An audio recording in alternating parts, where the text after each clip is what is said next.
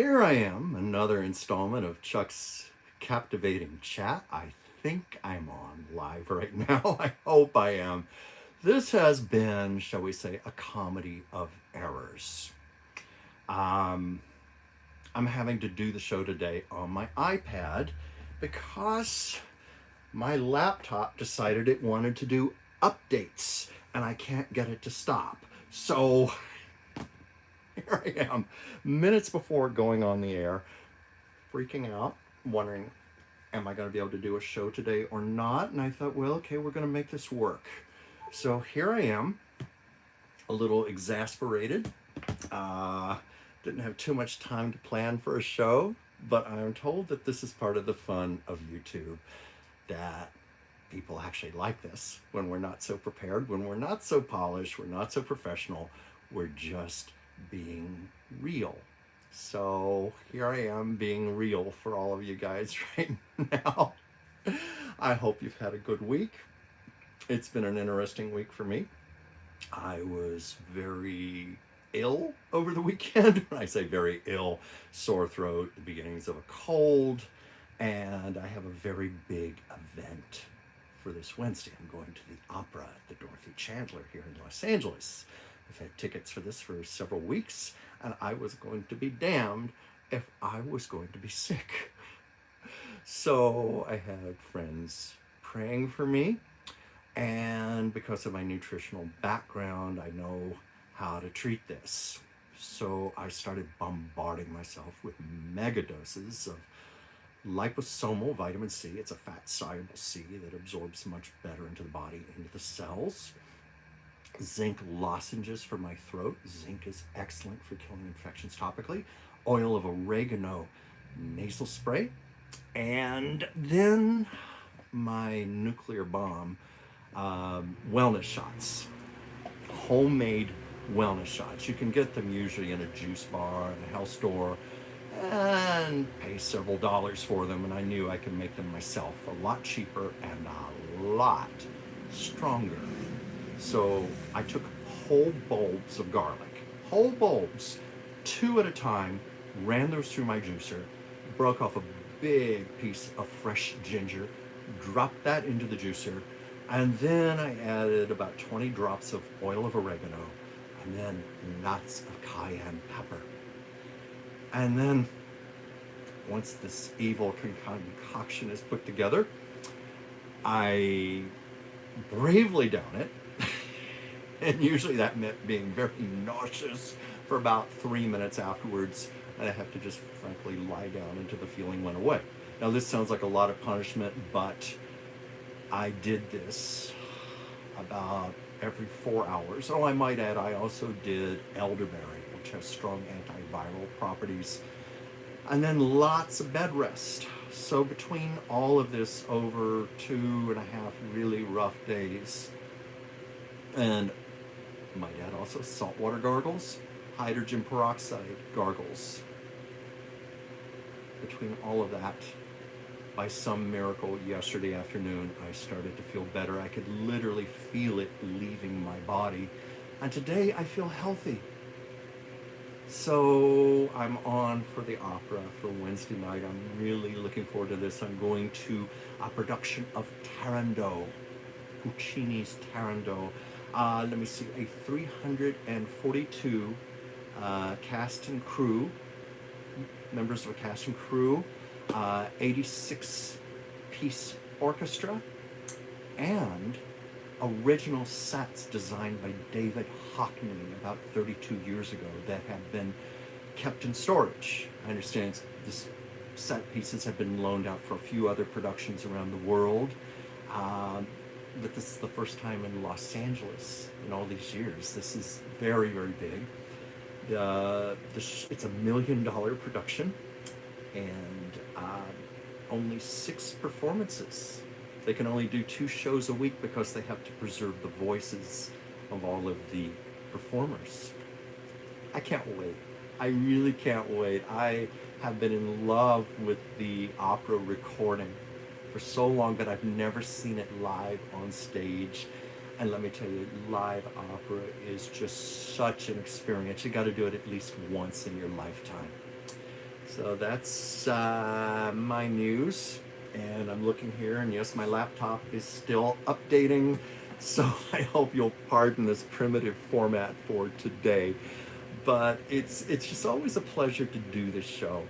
And I have a fresh round of messages I need to read today after the show, but I just love hearing from you. I love when new subscribers come aboard. It makes this very rewarding for me since I started this soon to be 11 months ago. And it's something, if you'd asked me a year ago if I was going to be doing this, I would have said, no effing way. I can't do this. Well, I have done it, and I've told this before, but my dear friend Dr. Whimsy Anderson was the one who got me to start doing her show on Tuesdays, Taco Tuesdays, where I am her sidekick, her Ed McMahon to her Johnny Carson. And from there, it just grew to my own channel, and I just started filling it up with content. And I thought, what do I love talking about more than anything in the world? Well, old Hollywood, old movies, old movie stars.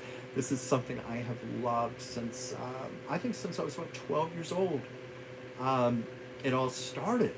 People ask me this, how did this all start, this obsession?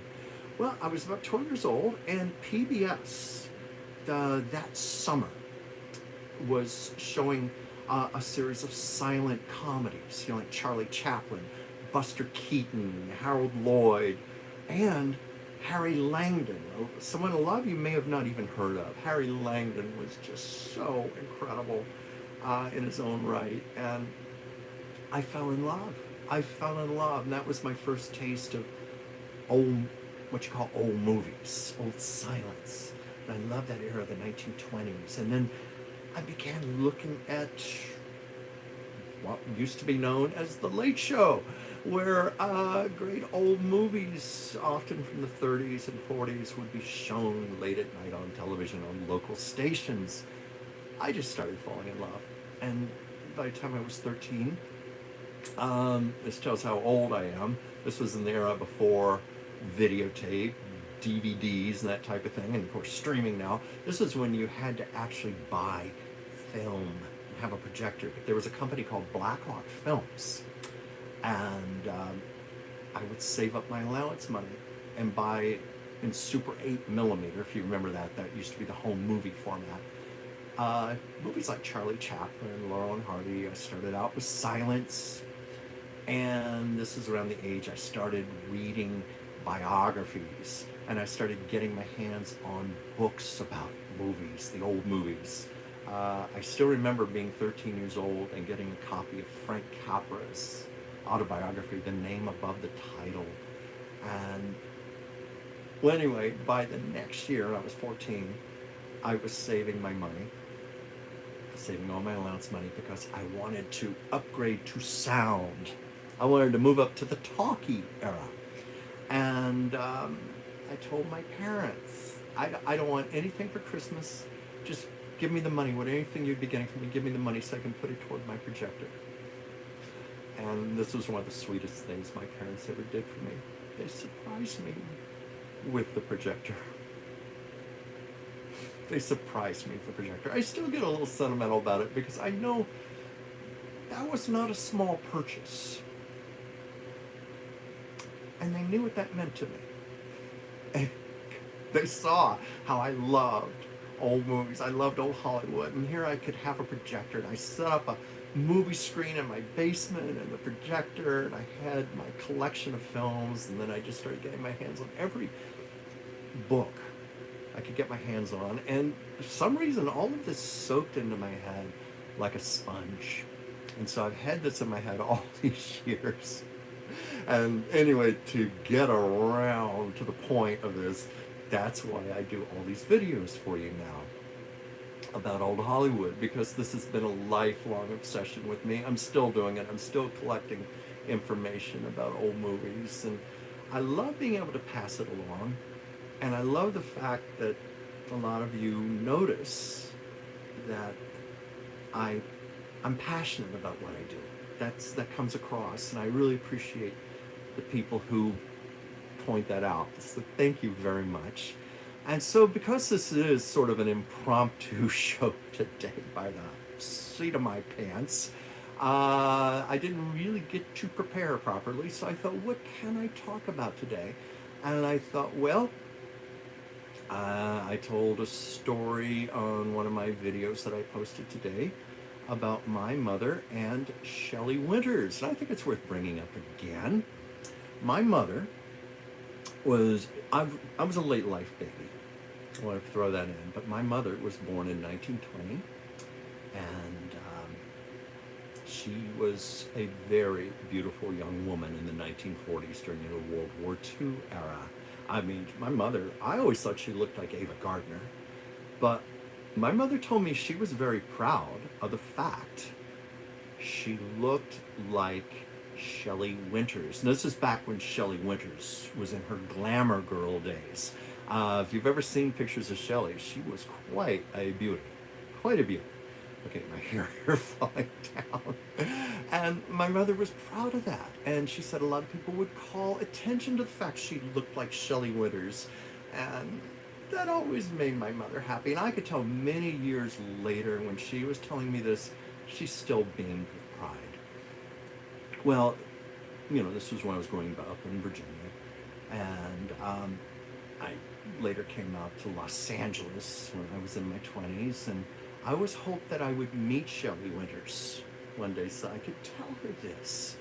I did encounter Shelley once, but it was brief. It was like just a few seconds in a drugstore, and she was in a hurry to leave, and I didn't want to bother her, but I so wanted to say, Shelley, my mother has always been so proud of her resemblance to you. So, but this was the year, what year was it? Maybe 2008, 2009. I know I'm getting this year wrong, but it was several years after my mother passed away. And it was Shelley Winters' 85th birthday. So what year would that have been? I'm trying to think what year Shelley Winters was born. Okay, I should have fact-checked this. Anyway, it was Shelley Winters' 85th birthday. And she was having a big bash at her home in Beverly Hills. And I have a friend who knows Shelley Winters, actually studied acting with Shelley Winters. And my friend Kristen Anderson, I'm sure she wouldn't mind me telling you this, she was married to the actor David Groh, who played Joe on the series Rhoda. Very nice man. I adored him. He passed away a few years ago. But anyway, they were going to Shelley's birthday party, and I said, Kristen, would you do me a very special favor? And I said, would you take a picture of my mother to Shelley and just tell her the story? And Kristen said, well, I could do that for you. So I went out. Now, if I'd been prepared, I would have the picture here right now.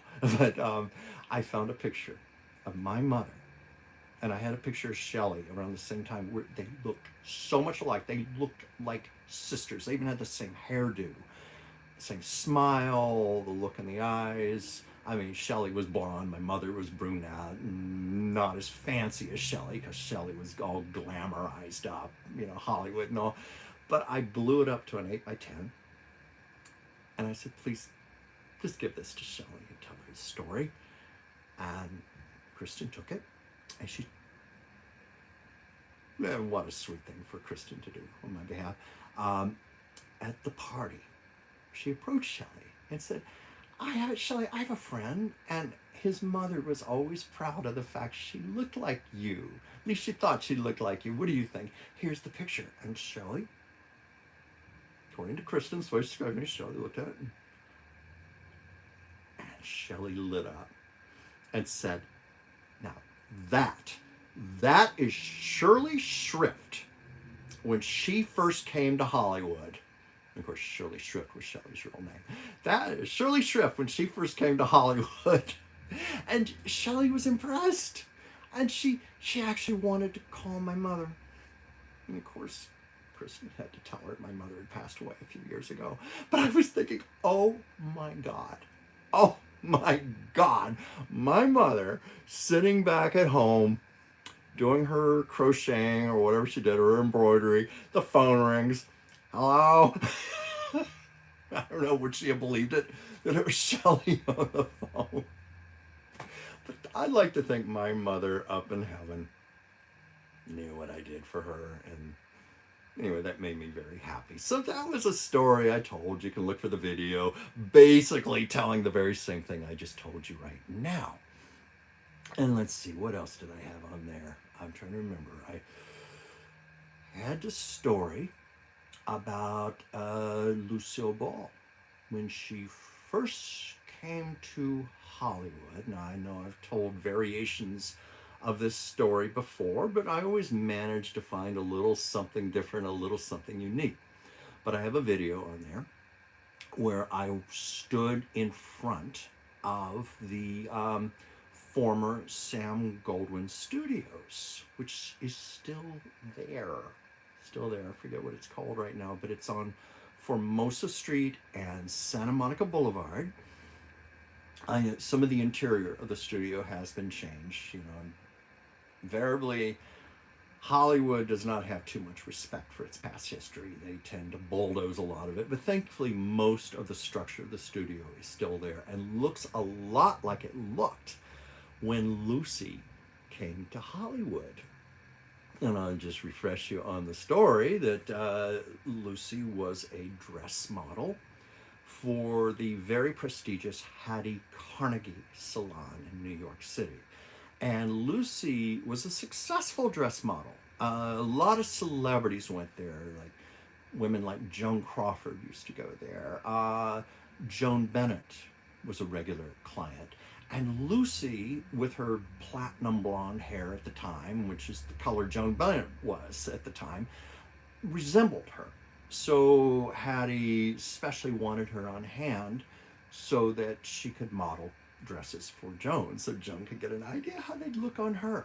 Well, it was on a lunch break that Lucy was near Broadway, and an agent that she knew named Sylvia Kylo called out to her and said, Lucy, come over here, quick. Lucy, you appeared on the Chesterfield billboard, didn't you? Now, I told this story before about how happenstance and luck falls into place, and sometimes maybe it isn't luck, because it was clearly destiny for Lucy. Lucy, because she was often broke, posed as an artist model. This model, and that was back in the days when I guess you didn't sign model releases or anything. The artists paid the model, and then they were free to take that drawing and do any damn thing they wanted with it. And this artist sold the drawing to Chesterfield Cigarettes. Chesterfield Cigarettes turned the drawing into a billboard. And Lucy had this great big billboard in Times Square with her image. And Sylvia called her over and said, Lucy, it's an emergency. We're casting a movie in Hollywood for Eddie Cantor. And they need 12 girls.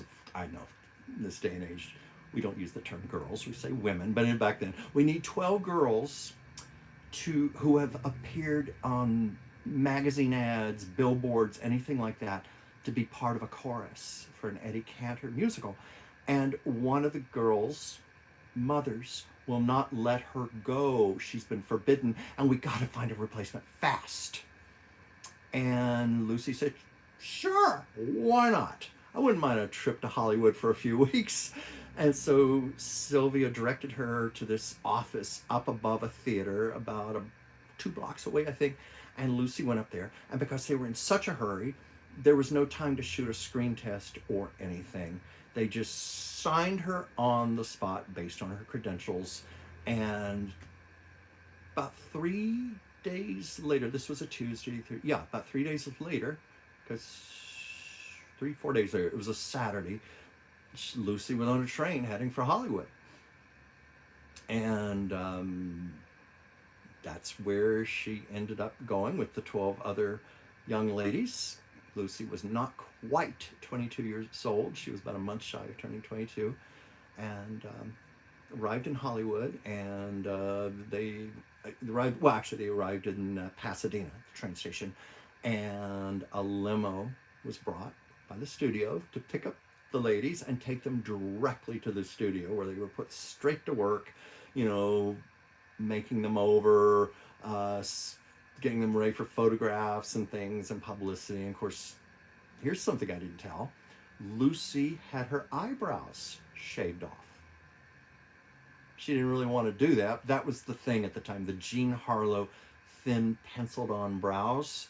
And that's what they did. They shaved off her eyebrows and penciled on the brows. And Lucy went along with it, only she didn't know her eyebrows were never, ever going to grow back.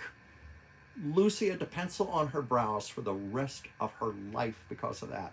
And she said she always regretted that. But, you know, when you think about it, that Lucy Ricardo look, you know, the big eyelashes, the painted on mouth, the big brows, it was perfect. So maybe that was fate in a way. Anyway, that's what happened. And they started production soon. And Lucy was willing to do anything to get attention. And one of the things she did, when Eddie Cantor came to meet the ladies the first time, they were all lined up, I guess like a military inspection or something. Lucy took little pieces of black crepe paper, stuck them on her face to make it look like she had the measles. And she stood there. And Eddie walked up and burst out laughing. And this is documented. Eddie Cantor turned to all the crew and said, "Hey, remember this Ball dame? She's going places." And Eddie Cantor and Lucy later became friends, and many, many years later, like in the 1950s, after Lucy had become a superstar on I Love Lucy, Eddie Cantor loved to tell that story about that Ball dame, because turns out she did go places. But I thought it was a great story to tell.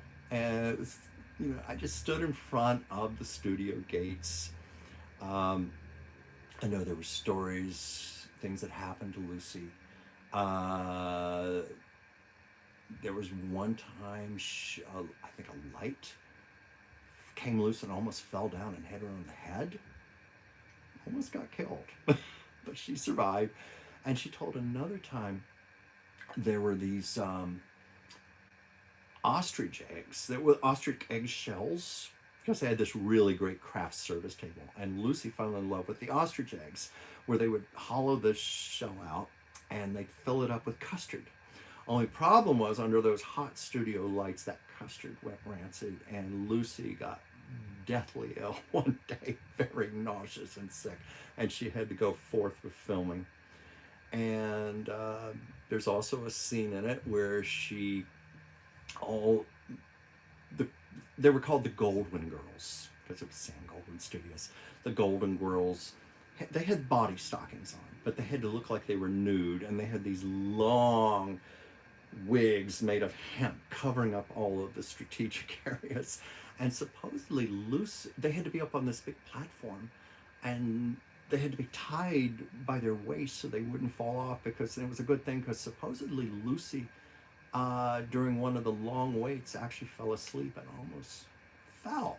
But thankfully that rope around her waist saved her life. So those are just some little Lucy stories there. I always try to work those in. I promise those, you know, because that's my other passion. I love Lucy, Lucille Ball. I worked with the great Bart Andrews a number of years ago. Bart Andrews wrote the I Love Lucy book, and we worked together on a sequel. We weren't successful in getting it published, unfortunately, because of the expense of the book, royalties to CBS, to Lucie Arnaz, Desi Jr., Desi 2, their company, they get a percentage. The rights to the photographs was something like $20,000 that we were going to have to come up with, and the publisher that wanted to do the book just said, this is too expensive. This was at a time where the publishing industry was not in the greatest places. You know, it was in that transition between the brick and mortar bookstores and of course Amazon and audiobooks and that type of thing. But anyway, for whatever reasons, we couldn't sell the book. But I have all this information about Lucy and I Love Lucy all up in my head, and I have so many stories to tell, and so I always work that into my videos as well. So I think I've done enough material today to cover a show.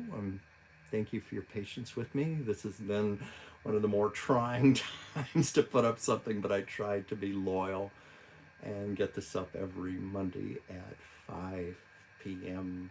Pacific, 8 p.m. Eastern. And I'm always grateful for you, all you people who watch it later. That's the beauty of these shows being pre-recorded. Feel free to comment, ask me questions, make suggestions for future shows, for future topics. I welcome it all. I want to know what you're interested in. And next week, I'll let you know how the opera was. So in the meantime, please keep watching Chuck's Captivating Chat and like and subscribe my channel, Chuck's Captivating Chronicles. And I'll see you next week. Thank you so much.